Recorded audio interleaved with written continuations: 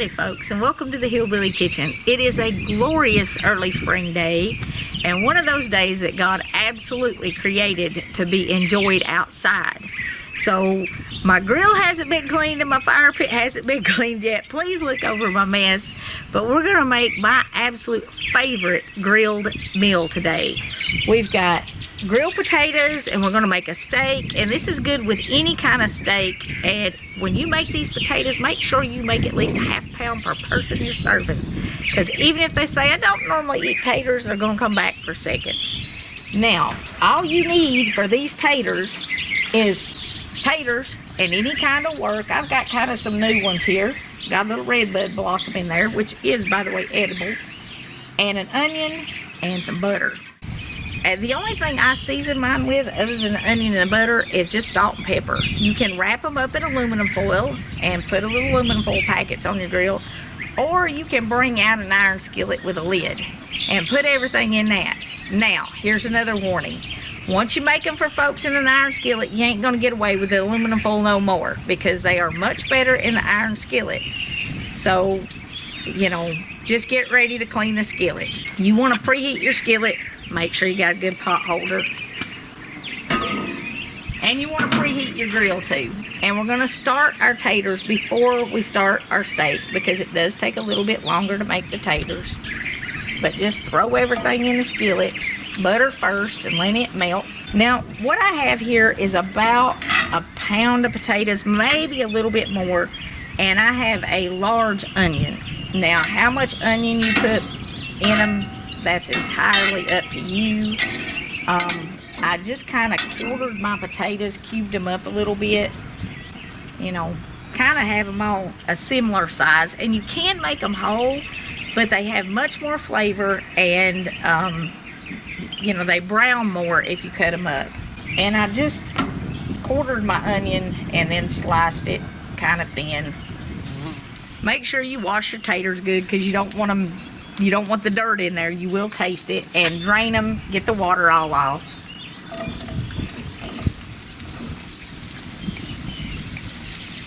I do put my taters in before my onions and let my onions start cooking on top of them, because the onions will stick if you put them in the bottom before the taters get done.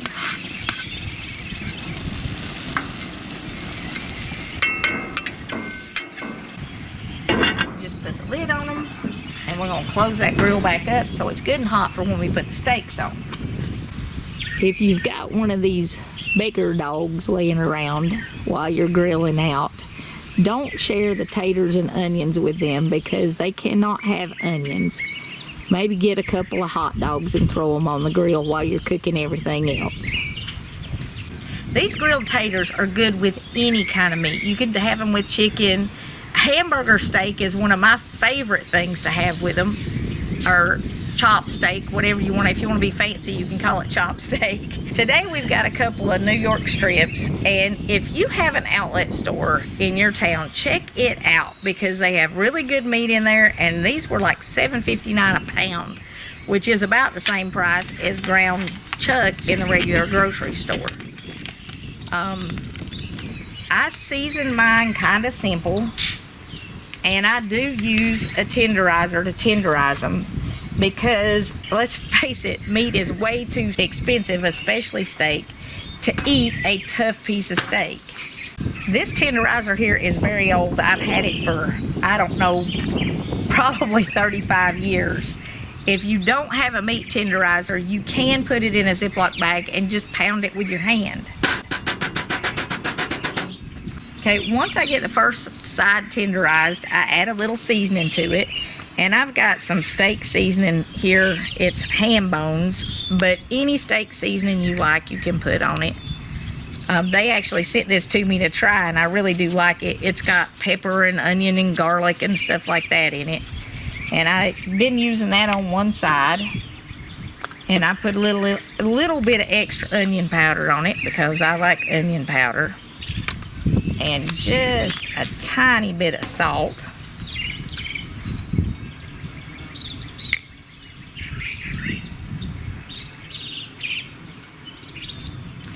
And then I flip it over and tenderize the other side.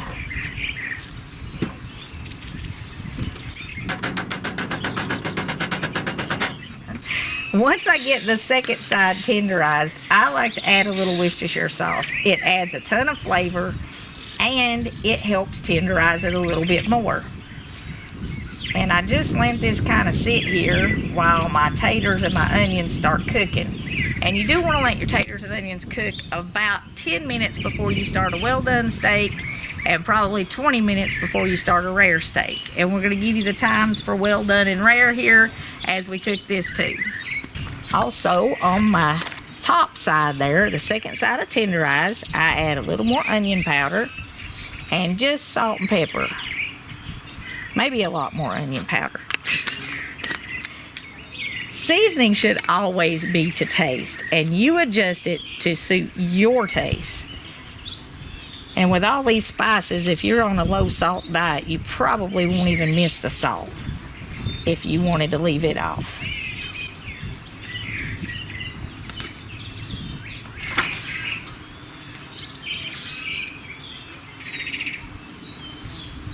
Some folks might think this is kind of heavy seasoning, but you have to keep in mind we haven't started cooking this yet.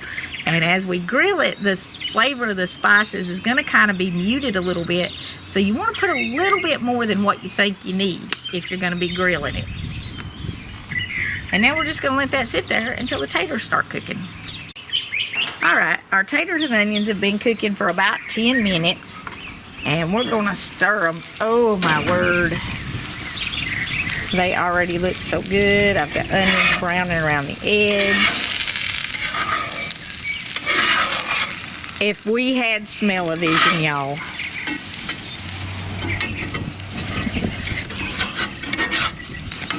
Okay.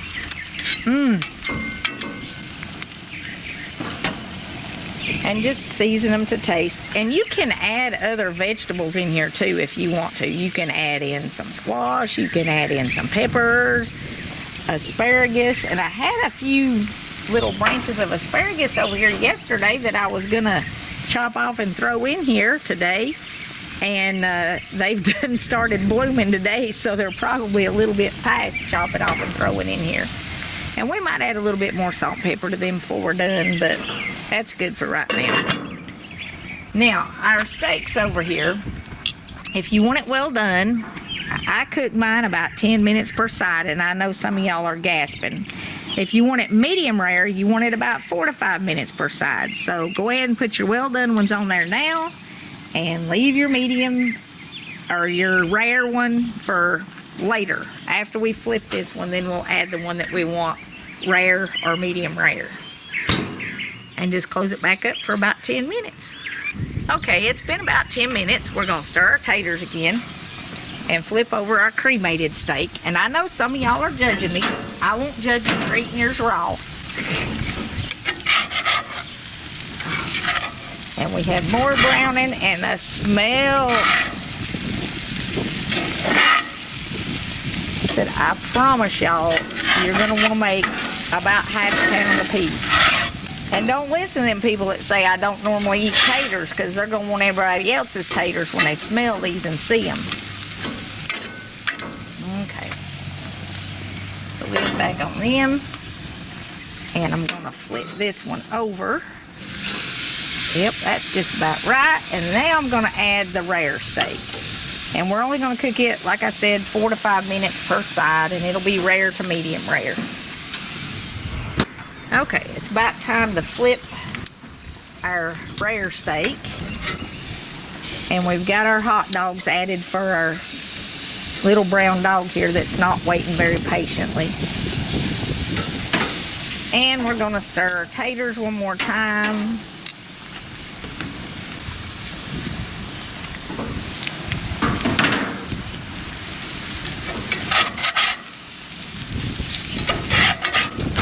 Goodness, these smell so good. And I know I've said that every time I've stirred them.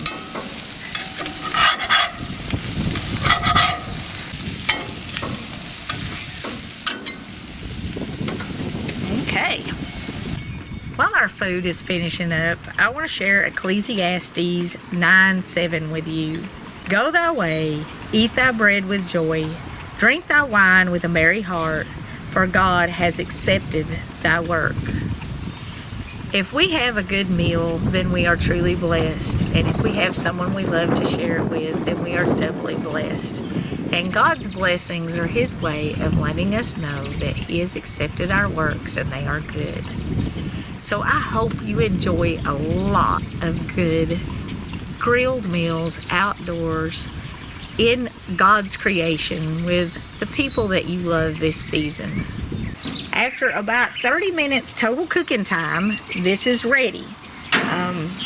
We had our potatoes in there for about 30 minutes. I want to get our rare steak off here first because we don't want it getting overcooked. Our well done steak we've had on, of course, longer. And we've got our hot dogs over here cooling down. But no matter what kind of meat you're grilling, whether it's a steak like this, or a chopped steak, chicken, even if you just got hot dogs, these grilled taters will go with anything. And everybody loves them. And if you don't want the mess of cleaning an iron skillet, you can make them in foil. This is really good to take camping or just in the backyard. But that right there is some good eating, y'all. Enjoy some time outside this season with the people you love and some good food. Please don't forget to click like and subscribe before you leave us. And until next time, remember to put God first.